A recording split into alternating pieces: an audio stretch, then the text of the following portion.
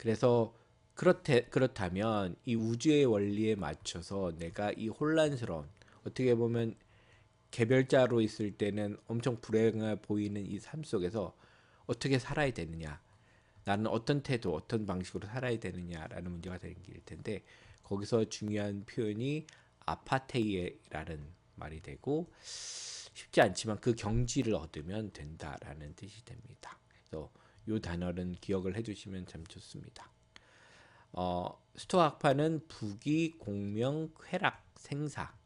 그러니까 내가 가난해지고 부자가 되고, 유명해지고 쾌락을 얻고, 어, 그 살고 죽고 이런 것 문제가 있잖아요. 그 이런 것들이 좋고 나쁨의 문제가 아니라고 생각했어요. 이런 거 왜요? 이건 운명이고 우주의 질서가,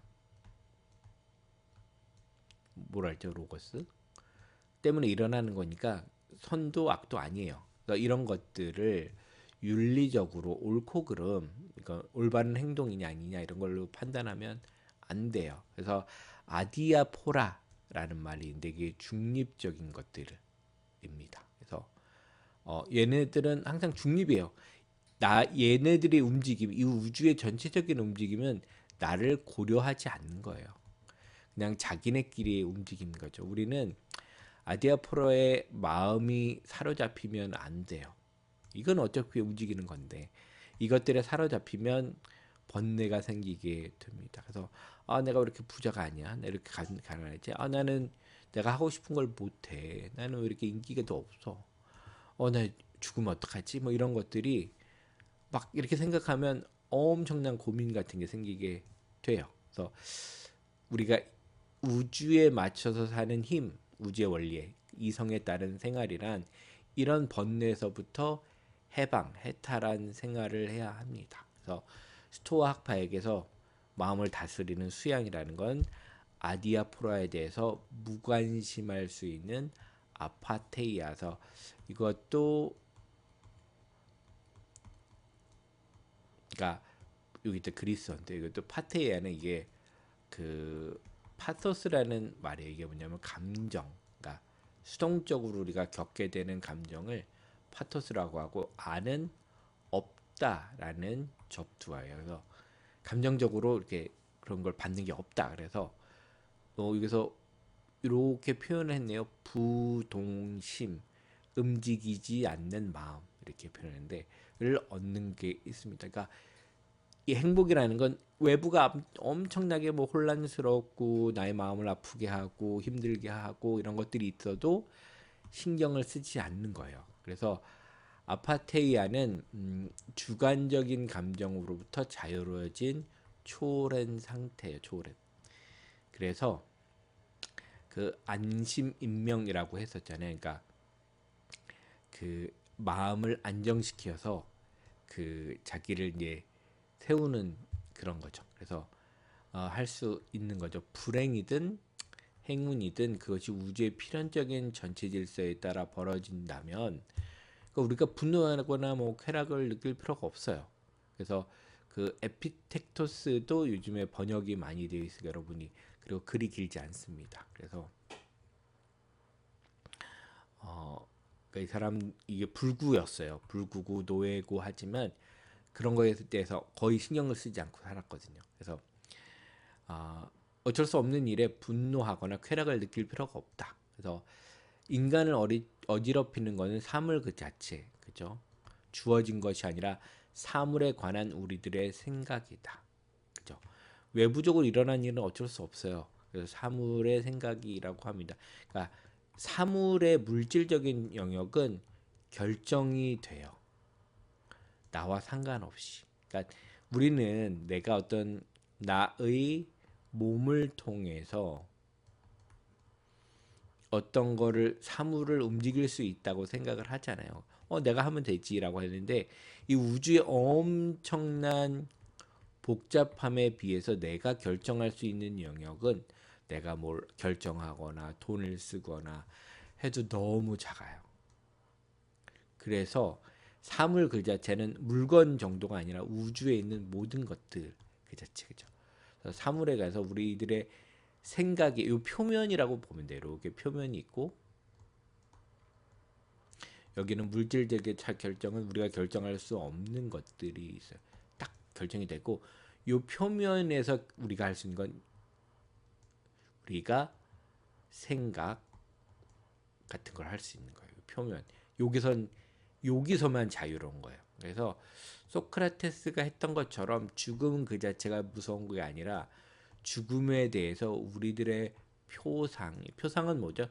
영어로는 레프리젠테이션이라고 많이 그런 거예요. 다시 한번 현재 있는 것처럼 보이는 거예요. 그러니까 내 마음의 상황을 다시 보여주는 게 표상이라고 하는데 뭐냐면 여기 결정된 거를 내 마음에 어떻게 끌어올리는가 이 표면에 표상하는가의 문제가 제일 큰 거죠. 여기서부터는 자유로움이 등장할 수가 있습니다.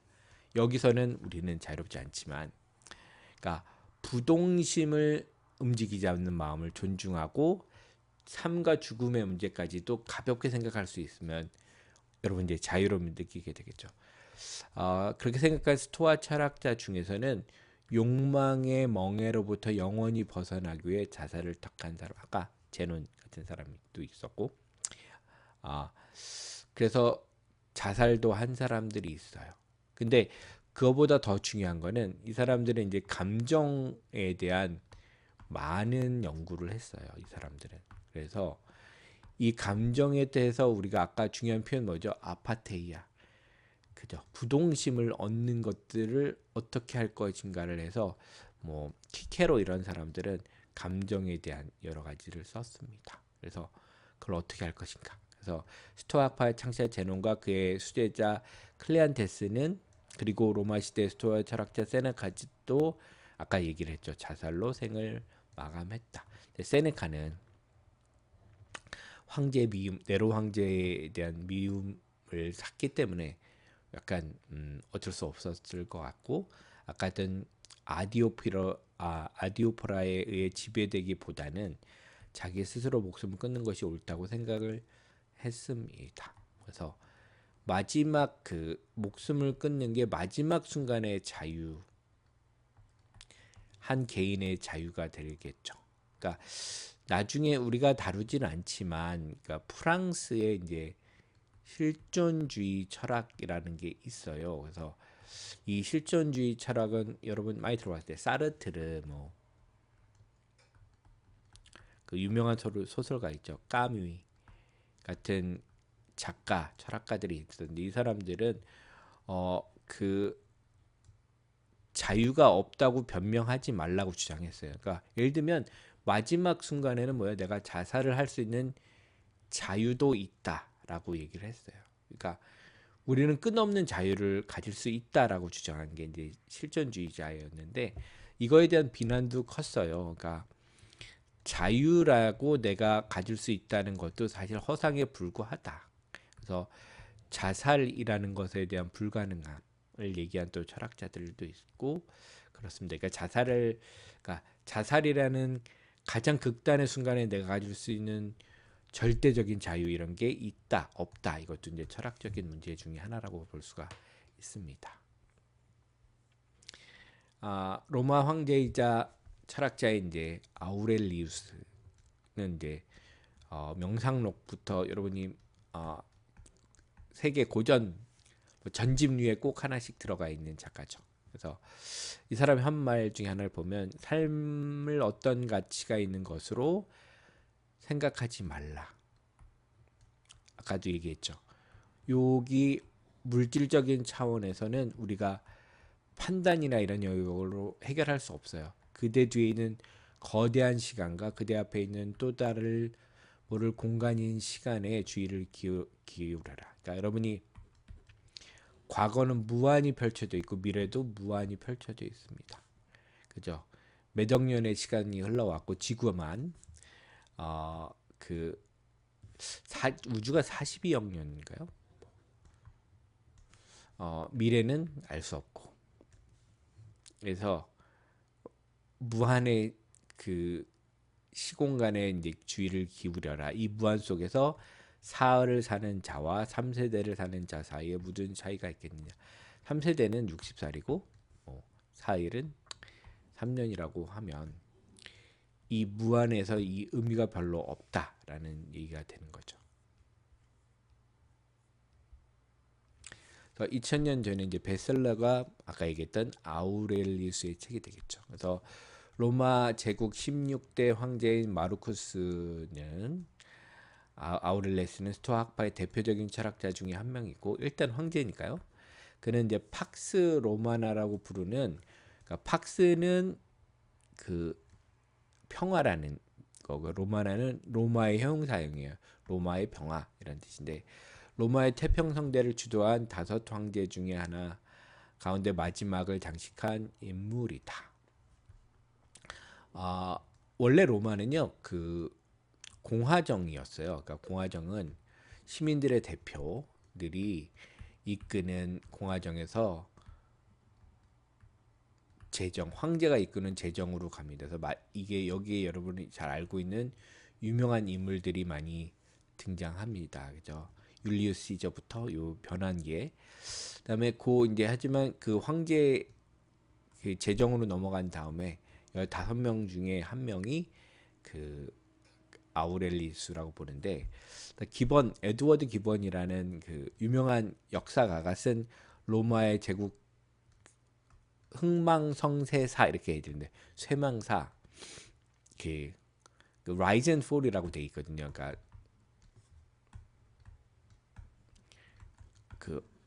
이 쇠망만 있는 게 아니라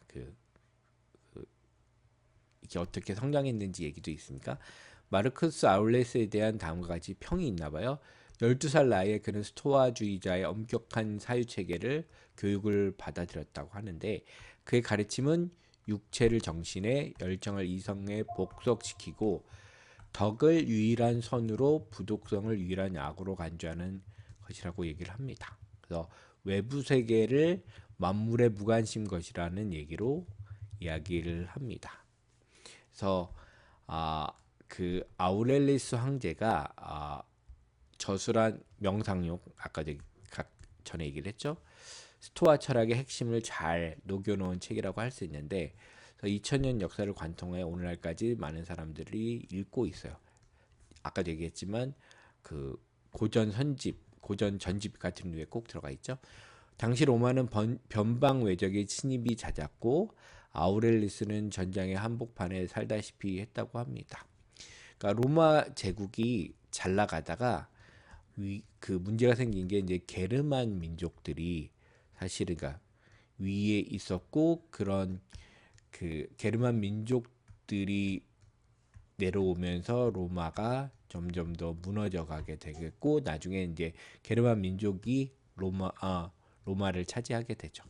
그다음에 이 그 게르만 민족과 전쟁을 많이 하던 시절에 쓰여졌나 봅니다. 명상록은 아우렐리스가 황제가 전제 그 막사에서 쓴 일기입니다. 그래서 저는 어렸을 때 조금 읽어봤는데 총 12권으로 되어 있는데 1권은 자신의 친척들에 대한 감사와 신에 대한 예찬이 기술되어 있고 나머지 책에서는 삶의 철학적 의미, 이성적이며 공통적인 인간으로서 어떻게 살아야 되는 행동, 인간의 인상의 무성함, 그러니까 어쩔 수 없음, 그러니까 해드는 신에 대한 존중. 신에 대한 존중은 뭐랑 연결된 거요? 우주적 질서. 현재에 충실한 삶 등을 피력을 했습니다. 좀 더 보면 어떻게 보면 인생은 신이 연출한 연극이다. 그래서 연극을 인생의 그 메타포, 그러니까 비유로 쓰는 경우가 많이 있습니다. 뭐 셰익스피어부터 많은 그 문학 작품에서 이제 연극을 인생을 하는데, 그래서 여기서는 이제 아우렐리스는 뭐에 비유한 거죠? 신이 연출한 연극이다. 그러니까 연출자가 너무 막강하죠. 모든 것을 세밀하게 기획하고 우리는 그 신이 준 대본을 따라서 살 수밖에 없는 인생이 되는 거죠. 아우렐리스에 의하면 인간에는 3가지 관계가 있는데 하나는 나를 담고 있는 육신과의 욕심, 그 몸과의 관계가 첫 번째고, 두 번째는 우리는 운명과 같은 신과의 관계 있고, 나머지는 함께 사는 사람들의 관계, 공동체의 관계, 이렇게 세 가지가 있다고 봤습니다. 특히 신의 섭리를 이해하는 게 가장 중요합니다. 그러니까 사실은 내가 영향을 줄 수 있는 거는 육신도 제가 관리를 하면 좀 되는 거고, 사람들의 공동체도 내가 이 사람은 황제였으니까 좀 더 자기가 운신할 수 있는 폭이 더 넓어질 것 같고, 하지만 절대적인 관계가 있어요. 나는 절대적인 수동적인 관계로 맺을 수밖에 없는 거는 신과의 관계가 되겠죠. 그래서 우리는 우주 안에 있음과 동시에 내 안에 있는 신을 무한히 존재한다. 그러니까 편재라는 말을 했죠.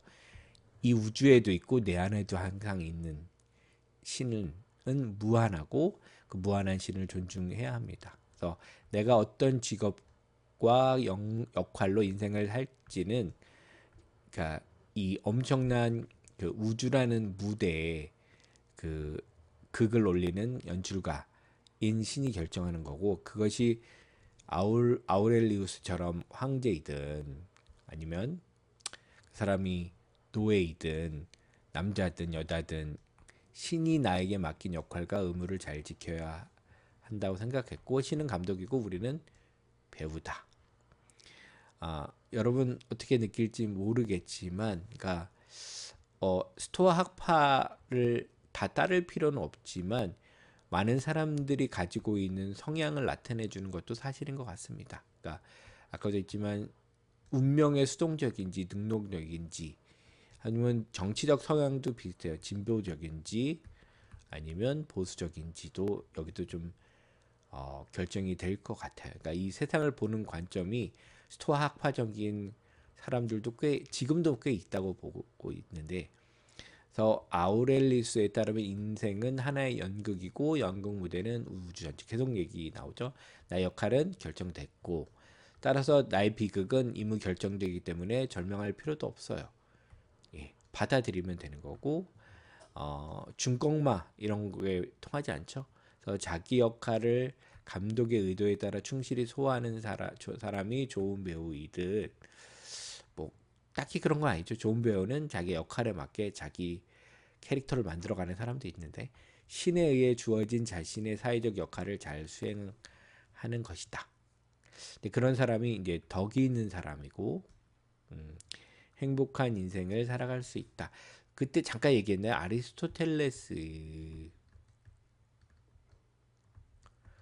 텔레스의 덕은 자기 능력을 최대한 완성될 수 있도록 사용할 수 있는 습관, 힘이, 덕이 있는 것이었다면, 여기서는 뭐냐면 그런 게 아니라 수능을 어떻게 잘하는가, 맞춰 사는 힘이 되겠죠. 반대로 배역에 만족하지 않고 불평만 할 수도 있겠죠. 그런 사람은 이제 어리석은 배우고, 마찬가지로 신이 부여한 우리 인생에 대해서 그냥 맨날 불평만 해서는 안 되겠다라는 게 이제 스토아 학파의 핵심이 되겠고, 이러한 아우렐리우스의 생각은 노예 출신 철학자인 에픽테토스로부터 영향을 받은 것이다. 그래서 그 에픽테토스는 엄청난 신체적인 그 불구, 그 어려움이 있었는데도, 그 다음에 아우렐리우스는 완전 다르잖아요. 황제였고 이 사람은 노예였고. 근데 이 사람의 쓴 글을 통해서 아우렐리우스 같은 사람의 생각도 바뀌었다고 하는 겁니다. 제가 뭐 좀 부정적으로 얘기를 하긴 했지만 사실은 삶에서 되게 중요한 게 있어요. 왜냐하면 실제로 인간이 엄청난 우주적 질서에서 할 수 있는 일이 생각보다 적습니다. 그리고 우리는 또 운명처럼 가지고 있는 환경이라는 요소가 있어요. 우리가 회장 그룹의 아들에 태어나거나 뭐 엄청난 권력을 가지고 있는 정치가의 가족에서 태어나지도 않고, 이런 것도 내가 결정할 수 없는 수많은 조건들이 있어요. 그러니까 누구는 갑자기 아플 수도 있고, 제가 아무리 건강 관리를 잘해도 어쩔 수 없는 상황들이 있어요. 이럴 때 절망에 빠지기 쉽잖아요. 그럴 때 도움이 될 수 있는 게 스토아 학파거든요. 어쩔 수 없는 상황을 받아들이고 내가 그거를 그 과정에서도 어떻게 행복을 찾을 수 있을 수 있는 힘은 스토아적 철학이 줄 수도 있다는 생각이 듭니다. 그래서 계속 보면 어, 철학은 병든 영혼을 치유하는 기술이다. 그래서 치유로서의 철학에 대한 얘기가 또 등장을 합니다. 그러니까 되게 실천적인 거죠. 그러니까 스토아 철학이 그러니까 전에도 얘기했지만 이론, 사변적인 철학이 있고 또 하나는 실천적인 철학이 있는데 어, 사실 스토아 철학 같은 경우는 되게 실천적이라고 볼 수 있어요. 철학은 실천이 아니라 삶의 기술이라고 스토아 철학자는 보는 거죠. 이는 의사의 치료와도 같은 거다. 그렇죠? 여러분 이제 키케로나 그 에픽테투스 이런 사람의 책을 읽어보면 그 치료라고 여러분 확실히 느낄 거예요. 그래서 철학은 운명을 받아들이도록 인도하는 기술이 되고 이 기술은 어디서나 있어야 될 중요한 도구가 됩니다. 그러니까 어떤 도구냐면 치료 도구가 되는 거죠. 의사가 의료 도구를 항상 갖고 다니듯이 우리도 우리의 치료를 위해 스토아 철학 책을 끼고 보고 삶에 적용을 해야 되는 거죠. 따라서 철학은 일상생활과 유리되지 않습니다. 철학은 삶의 어떠한 일이라도 작은 사소한 어떤 일이라도 처리할 수 있게끔 지도하는 기술을 가지고 있고 아우렐리우스는 이렇게 얘기해요. 그래서 의사들은 어느 때나 그들의 기술을 필요하는 경우를 대비해서 진료 도구와 칼을 간직하고 있다. 의사들은 그러니까 우리가 병원에 가면 의사들은 항상 준비한 상태에 있죠. 진료 장비와 치료 도구 같은 거. 마찬가지로 그대도 그러니까 여러분들도 나도 신의 일, 운명처럼 다가오는 섭리처럼 다가오는 신의 일, 또한 인간의 일을 이해하기 위해서 어떠한 사소한 일일지라도 해결할 수 있도록 항상 대비해서 철학 서적을 갖추도록 하라. 그러니까 철학을 읽고 스토아 철학적인 내용을 가지고 있어라라는 얘기가 되겠죠. 그래서 스토아 철학은 이렇게 보면 치유라는 실천적인 큰 실천적인 철학이라고 볼 수 있어요. 그래서 육체의 병에는 의사가 필요하듯이 마음의 병에는 철학이 필요합니다. 그래서 요즘에는 실천 철학 중에서도 그 보살핌, 치유의 철학들도 있어요. 그래서 이런 쪽으로 가는 철학적인 방법도 있고 요즘에는 이제 철학서를 이렇게 자기계발서나 이렇게 치유나 그런 상담용으로 많이 나와요. 그래서 뭐 40대 읽는 니체, 뭐 쇼펜하우어 등등등등 해서 다시 철학서를 치유의 관점에서 다시 써서 나오는 책들이 많죠. 그래서 우리는 자신이 처한 상황을 잘 이해하고 성찰하면서 이 철학을 통해서 스스로 해답을 찾아야 합니다. 그래서 철학은 자급자족을 이루어야 된다. 이 말은 뭐냐면 내가 철학 공부를 통해서 나의 치료의 단계로 가야 된다. 그러니까 누가 줄 수 있는 거죠. 그러니까 상담이 아니라 철학 자체를 내가 뚫고 들어가서 배우고 나를 치료해야 한다는 뜻이죠. 필요할 때마다 자신의 내면에서 철학적 통찰력을 가르침을 꺼내서 사용할 수 있어야 합니다. 그래서 철학적 치유라는 것은 바깥의 힘이 개입하는 게 아니라 그죠. 이건 바깥은 내가 어쩔 수 있는 게 아니죠. 그래서 자기 안에 있는 철학적인 힘을 꺼내어 활동하도록 만드는 법입니다. 그래서 의료기술에는 이념적 목적이 없죠. 그래서 사람을 치료하는데 무슨 이념이 필요하겠죠. 하지 않겠죠. 그래서 철학도 마찬가지로 그래서 아우렐리스는 탐닉, 증오, 시기, 질투, 후회, 분노, 두려움, 불안, 공포, 슬픔, 절망을 정념이라고 했습니다. 이걸 영어로 하면 패션이라고 하는데 정념, 감정 이런 뜻인데 패션과 감정과 정념의 차이점들은 이게 다 수동적인 거라는 거예요. 받아들이는 거입니다. 그래서 영혼의 질병으로 규정을 했습니다. 그러니까 이게 수동적인 거니까 나를 받아들이고 나한테 고통을 주는 거예요. 그래서 아울렐리우스에 따르면 철학은 이런 영혼의 질병을 치료해서 행복에 이르게 하는 기술이 됩니다. 행복을 가는 방법이 뭐예요? 스토아 철학을 받아들이고 감정에서, 그러니까 정념에서 떨어뜨리고 아파테이아, 그죠? 마음 움직이지 않는 마음을 만드는 게 기술이 되겠죠. 아우렐리스가 볼 때 정념을 유발하는 것은 우리 바깥이 아니라 안에 있다 그랬죠. 외부는 어쩔 수 없지만 안에 정념, 감정은 받아들이게 되는 거니까요. 늙음 자체가 우리에게 불안감이나 두려움을 유발하지 않고 늙는다는 두려움은 안에서 발생하는 거예요. 그죠? 늙음을 악이라고 생각하는 자신의 태도 때문에 불안을 안게 되는 겁니다. 그래서 늙음은 필연적으로 오게 되어 있습니다. 이건 우주적 질서고, 예, 죽음도 우주적 질서예요. 다 오는 거니까. 그럴 시간이 있으면 조금 더라도 현재에 충실을 해야 된다. 그죠?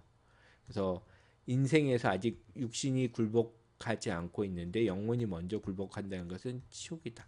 아직 몸이 멀쩡한데 미래에 다가올 질병이나 죽음에 따라서 지금 내가 그 좋은 육신을 갖고도 제대로 좋은 정신을 갖고 살 수 없다면 그건 치욕이 되겠죠. 그래서 만약 신이 나에게 가난을 예정해 놓았다면 가난은 올 수밖에 없어요. 예, 이건 결정되고 우리는 가까운 길을 가야만 되고 가까운 길이란 자연에 순응하는 길이다. 자연이 우리에게 오는 거는 받아들이고 늘 유의자적하게 있는 그대로 존재를 받아들여야 한다라는 얘기를 쓰면 됩니다. 그래서 뭐 오이마 있으면 버리고 덤불이 있으면 피하고, 예, 그것으로 충별하다. 그러니까 왜 이렇지? 왜 이런 일이 일어나? 이런 단서를 달지 말고 죽은 사람처럼 현재 이 순간이 당신의 세계의 끝인 것처럼 자연에 따라 남은 삶을 보내라. 그래서 이게 이런 구절을 보면 요즘 글 같잖아요. 그러니까 요즘에 어려운 일이 있을 때 이런 사람들이 이런 말을 많이 하는데 아우렐리우스의 전통 아래에 있다고 보시면 됩니다. 그래서 왜 아우렐리우스가 지금도 베스트셀러로 남아 있는지 보여주는 거죠. 그래서 이제 우리는 우주라는 도시의 시민입니다. 그래서 공동체 얘기를 해주는 거죠. 아우렐리스는 전체 자연과 우주를 담을 수 없을 정도로 우리의 자아를 확대할 것을 권고합니다.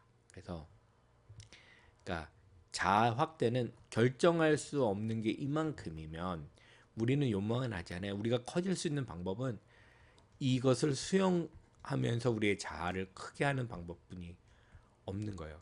이 가운데서 자연스럽게 순응하면서 나를 키우는 것이 되겠죠.